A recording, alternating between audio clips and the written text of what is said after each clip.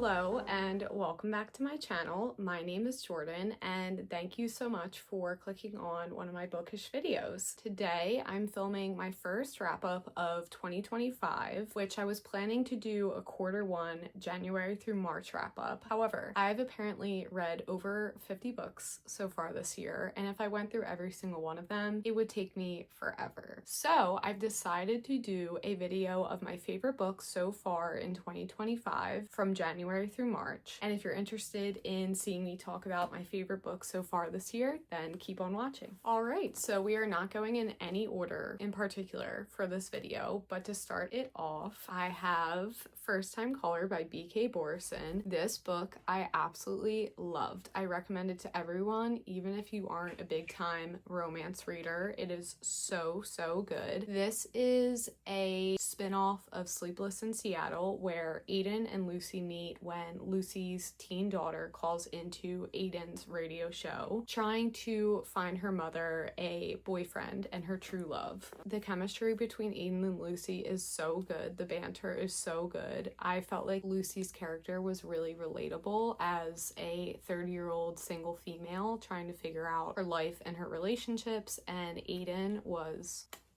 so good. So I gave this a 5 stars. Next, we have one of my favorite books of the year, and that is My Friends by Frederick Bachman. This was very kindly gifted to me by Atria Books, so thank you very much to them. Frederick Bachman's one of my favorite authors ever. I love the Beartown series, and I think that this is best described as a bit of a combination of Beartown and Anxious People. It has a lot of the quirky, fun, dynamic characters of Anxious People and a lot of the humor, along with really deep and emotional topics and a focus on friendship and community like Beartown. This was such a wonderful book. 6 stars. Everybody should read it when it comes out in May. I will be recommending it to everyone. We have Wild Dark Shore by Charlotte McConaughey. This was gifted to me by Flatiron Books, so thank you to them. This was such a good book. It is definitely a genre bender. It's a bit of a literary fiction, thriller, mystery, with also a hint of romance in it, and I love Charlotte McConaughey's writing so much. This book really reflected on climate change and our use of the environment and how it affects different species, but also our own lives. And it's about a family who is basically living secluded on this island, trying to protect these seeds and animals that may be our only hope in the future to rely on. This woman washes up on the shores and they develop a bit of a found family together. The mystery part was crazy and I could not guess it. I absolutely loved the audiobook for this. I gave it 5 stars. Next, we have a very random book that I picked up because I loved the title, and also my friend Jen read this book and really enjoyed it, and that is We Could Be Rats by Emily Austen. This is a super short literary fiction book. It is so emotional. Definitely check the trigger warnings because it talks a lot about depression and suicidal ideation. However, it really focuses on the dynamics and the sisterhood between these two sisters who have had a bit of a rocky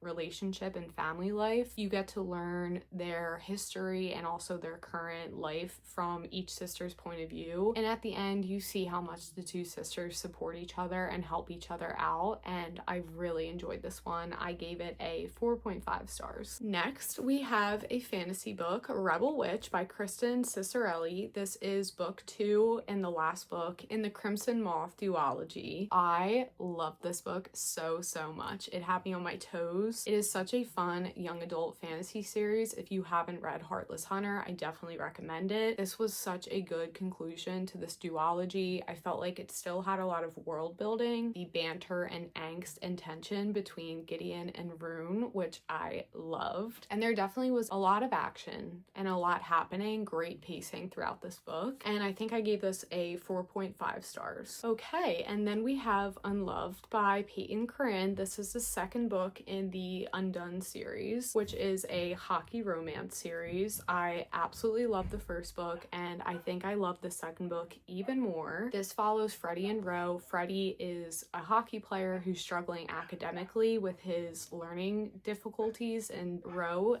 ends up being his tutor. Peyton just writes the most emotional, caring characters. I absolutely fell in love with Freddie. He was so amazing. This is my favorite hockey romance series. Next, we have a romance book that I absolutely loved, and that is The Right Move by Liz Tom Ford. This is the second book in the Windy City series. I am so in love with Ryan Shea.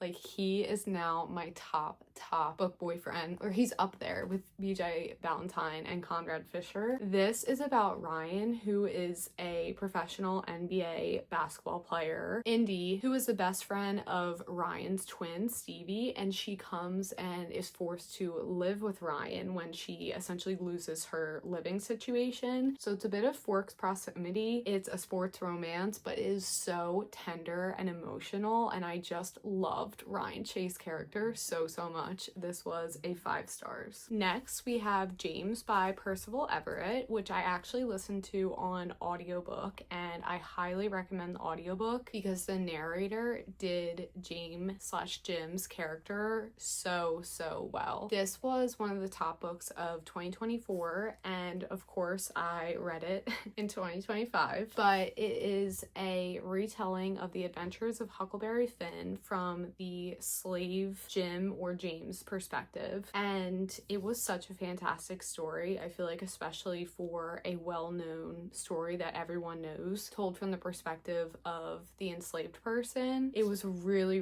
beautifully written. I think I gave this a 4.5 stars. Under the Same Stars by Libba Bray. This is a young adult historical fiction book that follows 3 different timelines. So 2 girls living in Nazi Germany in the 1940s, a girl living in West Berlin in the 1980s, and then 2 teens living in New York City during the COVID pandemic. And it was so well written, so emotional. I really love the themes of standing up, using your voice, fighting back against different injustices, and the way that the different timelines mesh together into one story. I really enjoyed this one, and I gave it a 4.5 stars. Next, we have Gifted and Talented by Olivia Blake. I love Olivia. She is one of my favorite authors ever, and this is her newest release that just came out at the beginning of April. It's a bit of a genre bender. It has some magical elements that I feel like leans fantasy. However, it's also just very much a fictional book focusing on really a character study of these 3 Wren siblings. We have Meredith, the oldest, who's this business owner, possibly a bit of a fraud. We have Arthur, who's the middle child and a politician who's struggling with his career. And then Elida. I can never say the youngest girl's name, but she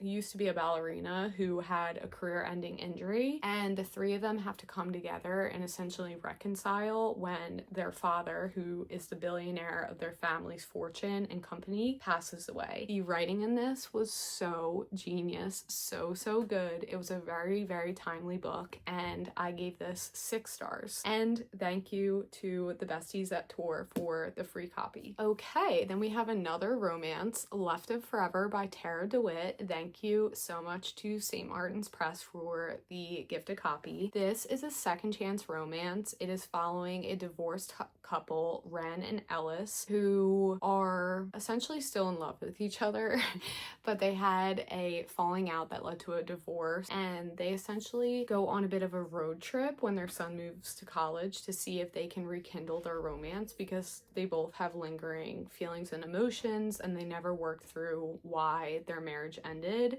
The writing in this was so good. It was so emotional. I cried numerous times. I had high expectations because I love Tara's writing, but this book is one of my favorite romances of the year. You need to read this when it comes out in May. Put it on your TBR. Please. Yeah, it just was a beautiful second chance romance book, and it was so much fun to read, and it also hurt. Speaking of second chance romance and divorced couples getting back together and new favorite romance books, we have Before I Let Go by Kennedy Ryan. I finally started making my way through the Kennedy Ryan universe, and I've heard amazing things about this series, and I'm here to tell you that all the rumors are true. This was such an emotional series book. It's about Yasmin and Josiah, who could not save their marriage. They went through a horrible, tragic grief and loss of two people in their lives. It's a book about Yasmin and her healing journey, her going through therapy and getting on medication. They start to come back together to try to fix their family as they are working on their business that they have together. So this was one of the most beautifully written books. It really reminded me of Emily Henry in how gut-wrenching and emotional the writing and the characters were, and I cannot wait to keep reading this series. All right, so next up we have a series which I've just started that I've been absolutely loving, and that is The Bridge Kingdom by Danielle Jensen. This was gifted to me by Del Rey, so thank you to them. First of all, a moment for the cover because I'm obsessed. This is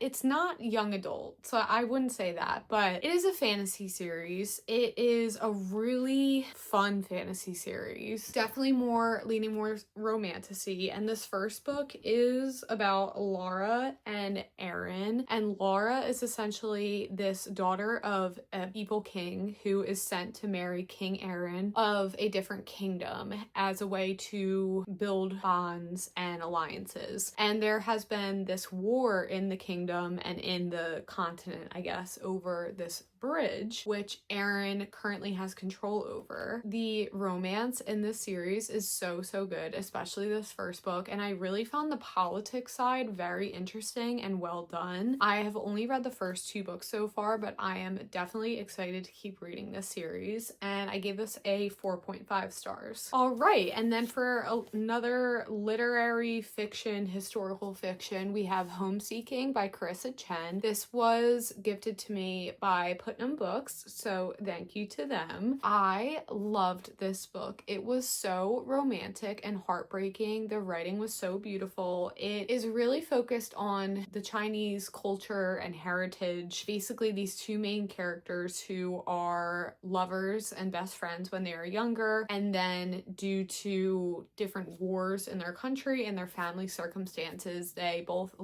have to go live in different countries, and they're reunited multiple times throughout their life in different phases. And so you learn really a lot about, again, Chinese heritage and culture, which I found really fascinating and heartbreaking to learn about. The romance and just the family stories of these two main characters was really beautiful. So I gave this also 4.5 stars. Okay, so the last three books are three of my favorite books of the year. And first up, that is Sunrise on the Reaping by Suzanne Collins.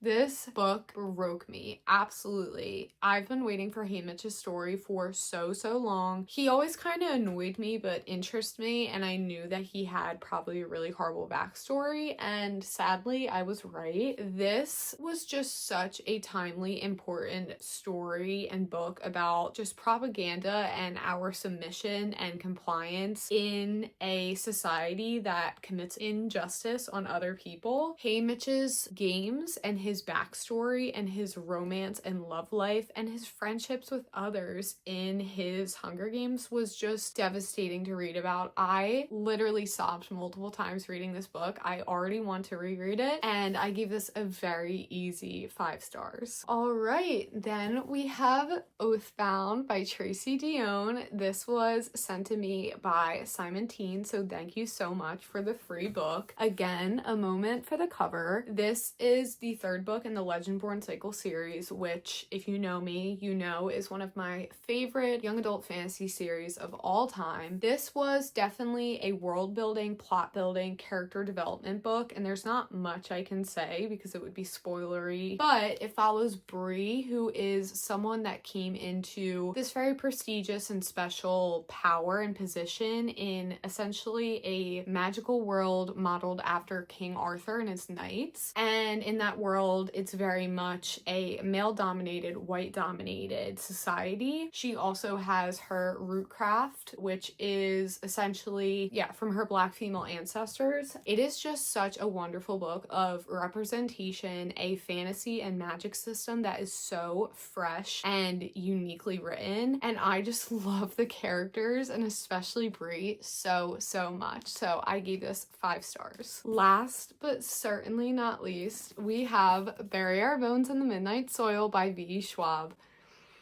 This was gifted to me by Tor Books. Thank you so, so, so much. Okay, honestly, I think this is book of the year for me, and that's a really bold thing to say, but I read this, I think, at the beginning of March, and I have not stopped thinking about it. It is literally what it's marketed as, which is toxic lesbian vampires. Every part of that is true, and every part of that makes this book so good. It is following 3 different females who essentially are turned into vampires. They're living in 3 very different time periods, but somehow they all become intertwined through their different relationships throughout history. I just had so much fun reading it. Like, it was such a brilliantly written book. It was so much fun. There were a lot of emotions. It definitely was toxic, and I honestly think that this is V. Schwab's best writing in terms of for morally gray characters and just like reflection on humanity and the choices we make, while also having that beautiful, beautiful prose and almost lyrical writing of Addie LaRue. So I gave it 6 stars, and I cannot wait to reread this book. All right, so that is it for this little Q1 wrap up / my favorite books of 2025 so far. Honestly, the start of this year with reading was absolute banger after banger, and I'm not really sure how I'm gonna beat that going forward the rest of this year. I feel like I've already found multiple of my top favorite books so far in these first 3 months of 2025, which is a little bit daunting. So let's hope that these new releases can continue to be stellar for the rest of the year. There's still a few on my TBR that I'm just so eager to get my hands on, and I hope you enjoyed watching this. I hopefully you found a few books to add to your own TBR or new releases that you're excited to read when they release. As always, if you enjoyed seeing this video and you want to see more bookish videos from me in the future, then make sure you subscribe. I'll see you in the next video. Bye!